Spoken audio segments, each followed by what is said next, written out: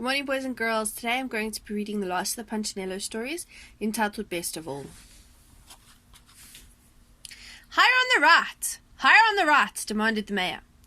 There was no patience in his voice. Chip the Wemmick, lifting the banner, stretched as high as he could and pounded the nail into the pole. Better! He'd barely asked the question when his ladder began to sway. First to the one side, then the next. Crash! Chip grabbed the nail he'd just hammered and held on. Perfect, declared the mayor. Just perfect. As Wemmick ran to the rescue of the dangling worker, the mayor's wife read aloud the words stretched over the street. Wemmicksville welcomes Miss Bess Duval. Oh, she clapped her hands as she spoke. What a wonderful day! Whoever would have thought that such a famous person would visit our village? You know what they say, don't you? Everyone leaned forward. When it comes to Wemmick, she's the best of all. Punchinello and Lucia were near enough to overhear her words. Like most of the townspeople, they were wooden Wemmicks made by Eli the Wemmick maker. Unlike the rest of the village, they were puzzled. Tell me again, Punchinello asked the mayor's wife, why is she so famous? Because everyone knows her. But why does everyone know her? Because she's famous. But why is she coming to Wemmicksville? Punch asked. The mayor's wife rolled her eyes in disgust. Haven't you heard? She's had to choose members for the wonderful Wemmicks Club. Punchinello nodded like he understood, but he really didn't. He looked at Lucia, and she looked at him, and both shrugged their shoulders. He was just about to ask another question when the watch Wemmick on top of the hill shouted, She's here! She's here! Doors flew open, stores emptied, villagers rushed from all directions to the end of Main Street. Fathers lifted children onto their shoulders, and short Wemmicks elbowed their way to the front of the crowd.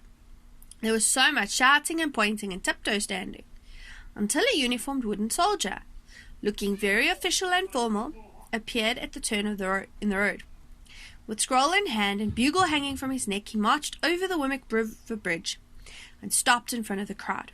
Staring straight ahead at no one, he stood stiffly until all had hushed.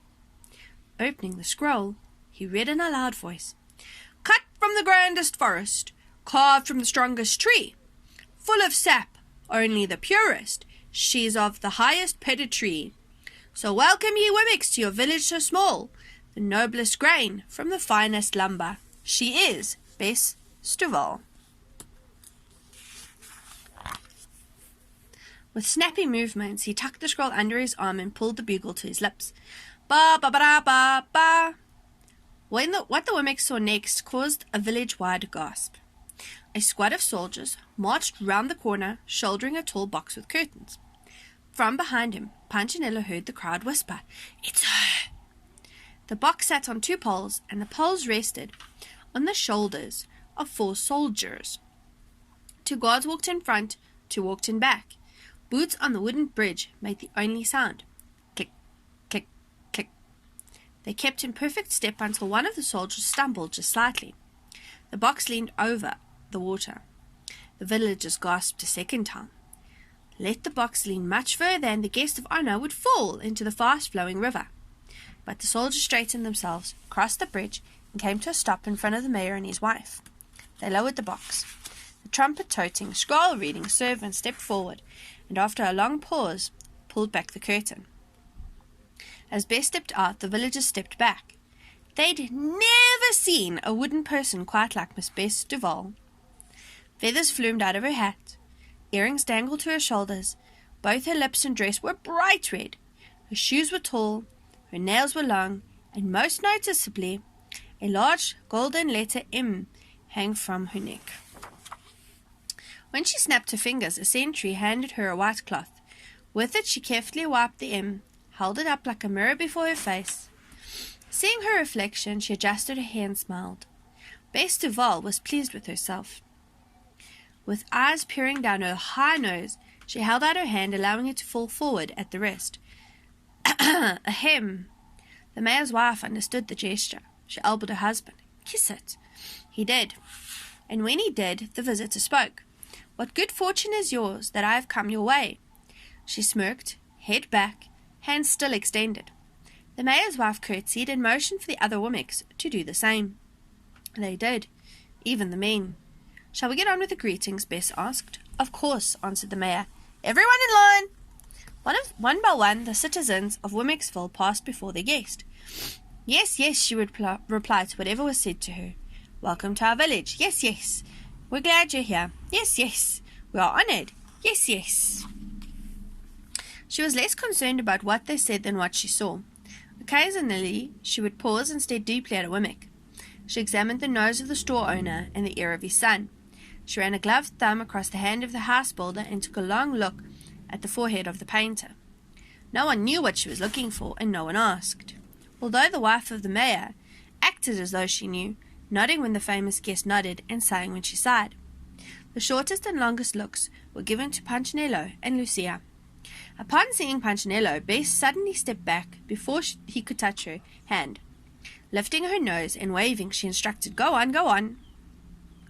Stunned, Punch didn't move. He just stood there, curious. "Move on!" her servant repeated with a firm voice. Punchinello did. Lucia started to follow him, not wanting the same treatment. Suddenly the grand visitor stopped Lucia. My, Bess Duval admired. "What have we here?" Her eyes widened, and for the very first time since she began greeting Wommicks, a smile softened her narrow face. "Such fine grain and a nice shade. Are you maple?" Lucia did not understand. "Excuse me, are you made of maple?" She had to think before answering. "Yes." "Which forest?" Lucia paused and thought. It took some time to remember. "Majestic," she finally answered. Bess placed her hand over her mouth in surprise. "Then you and I are of the same family tree." "We are?" Bess Duval laughed. "Of course." Then she leaned forward and whispered, "How nice to finally meet somebody of my roots. Stay around and we will talk." Lucia did.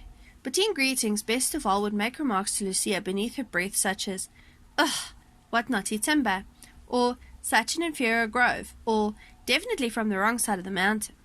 Lucia understood none of the comments, but she didn't say so. After all the greetings, Bess signaled for Lucia to step near. "Tomorrow we must chat. I have something for you," she said, fingering her necklace.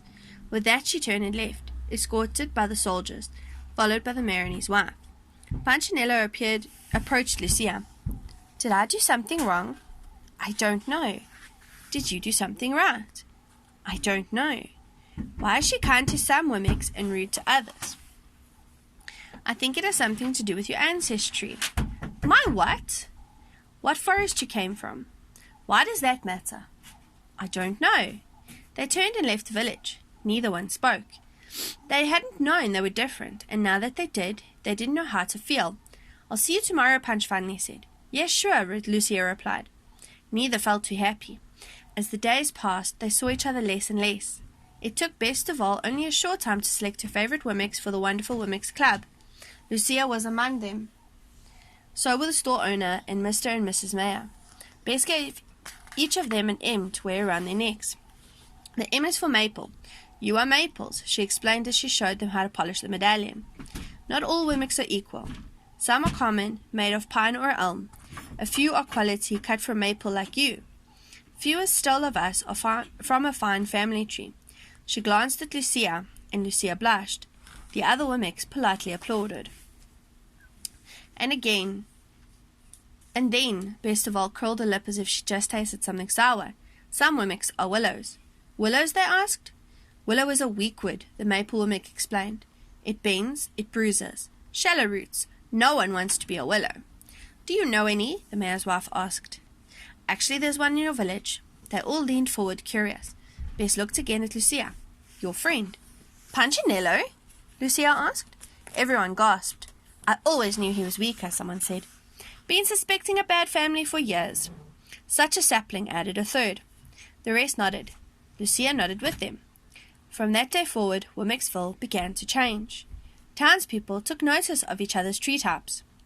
The walnuts looked down on the pines looked down on the elms, the maples looked down on everyone, and everyone looked down on Punchinello. Walnuts formed a club and opened several branches. Elms cut a path and named it Elm Street. Maples built a tree house and hosted M polishing parties. Everyone had a group. Everyone, that is, except Punchinello. Even Lucia ignored him. "Hi, Lucia," he would say to her. "Yes, yes," she would reply, not stopping. She was, after all, cut from the finest tree, and Punchinello was just a willow wimmick, soft and easily bent. One day Punchinello felt especially alone. He went to the pine picnic, but no one sat by him.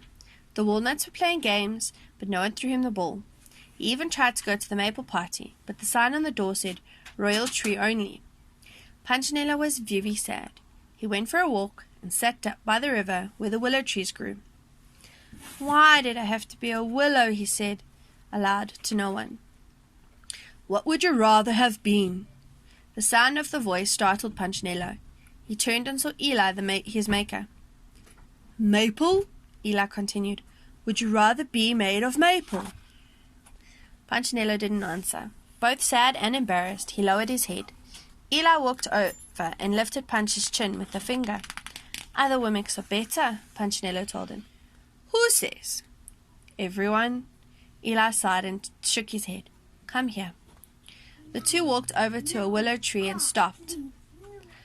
"Punchinello, who do you think knows more, the wimmicks or the wimmick maker?" Punchinello smiled softly. "The maker." "Of course I do. Do you think I knew what I was doing when I made you?" The look in Eli's eyes convinced Punchinello that he was about to hear something important. "You are special, my child. You are the way you are because I made you that way. You chose my forest? Yes. You chose my wood? Yes. Willow is just as special as maple? Just as special. Then why do the others treat me like I'm not? Here is someone you can ask." "Hi, Punch." This time it was Lucia's. Punch turned. "I'm sorry," she said. "I've been listening too much to them and not enough to Eli." Punchinello shrugged. He noticed that she wasn't wearing her M necklace. "That's okay." Both smiled. "Want to go back to the village?" she said. "Today's the big send-off for best of all." He had liked that. The two said goodbye to Eli and walked towards Wimmickville. Many wimmicks turned when they entered the village. More than one whispered and pointed as the maple wimmick and the willow wimmick walked side by side. But Punchinello and Lucia didn't care. They were glad to be friends again. All of Wimmicksville turned out to say goodbye to Miss Best of All. She stepped into her box and signaled that she was ready to go. Her soldier escorts marched proudly before her. Her bugler sounded the farewell. Wimmicks lined up on either side of the river to watch. New members of the wonderful Wimmicks Club wore their club T-shirts with pride. Crossing the bridge, the honoured guest waved her golden medallion at the crowd. "Farewell, lowly Wimmicks. Perhaps one day I'll honour you with my presence." Best of All leaned out of the window of her special box so that everyone could see her. As she did, she leaned out a bit too far and began falling. Her tumble stopped when her medallion chain caught on the bridge rail. When it snapped in half, she grabbed one end and held on, the river roaring beneath her. Wimmicks cried with alarm. "Help her!" the mayor's wife shouted. "Save her!" someone yelled. "But no one can reach her," said an onlooker. "I can't hold on much longer," Bess shrieked. Soldiers tried. Wimmicks tried. No success. They were too stiff to bend underneath the bridge. "Let me try," shouted Punchinello. "I'm made of lumber." Not waiting for an answer, he ran to the edge of the bridge and sat down with his back to the river. "Grab my legs." When the soldiers did, he leaned back, bent over double, and twisted around until he was hanging upside down. Instantly he could see the wide-eyed Wimmick. She was clinging to the chain, her feet pulled by the river. "I'm coming!" he shouted. Then, to the amazement of everyone, he bent back, until he was under the bridge, reaching for the desperate Bess. "Take my hand," he offered. This time she didn't care what kind of wood she touched. She grabbed his hand and held on. "You must let go of the chain," Punchinello instructed. Best of All obeyed the little Wimmick, letting go of her precious medallion and watching it fall into the river below. Punchinello swung forward, pulling Bess high enough to be grabbed by the soldiers. Within moments, Punchinello and Bess were safe on the bridge and surrounded by Wimmicks. "How did you do that?" everyone asked. "It's easy when you're made of the right wood," he smiled. For several moments no one spoke. Then from the back, one of the maple Wimmicks walked up to Punch. He removed his M from his chain and turned it upside down, making it a W. Enough of all this talk about maples. Let's just be Wimmicks. Hanging the W around Punchinello's neck, he added, Punchinello, you're the Wimmick of the day. One by one, the maple Wimmicks removed their M's, placing them on the ground near Punchinello. Soon there was a small pile of medallions. Even the mayor and the wife removed theirs, although she took one last look at herself in the M before she set it down. The Wimmicks started back toward town. The last thing anyone could remember about Miss Best of all was seeing the majestic maple down by the river, searching all alone for a precious gold medallion. As for the villagers, they quit talking about ancestries and decided to just be Wimmicks again. And Punchinello, he had a new job in town. Say, Punch, a new Wimmick friend asked on the way back to the village. There's a ball stuck in my chimney. Any chance you could reach it? And when Punch did, he looked up the hill.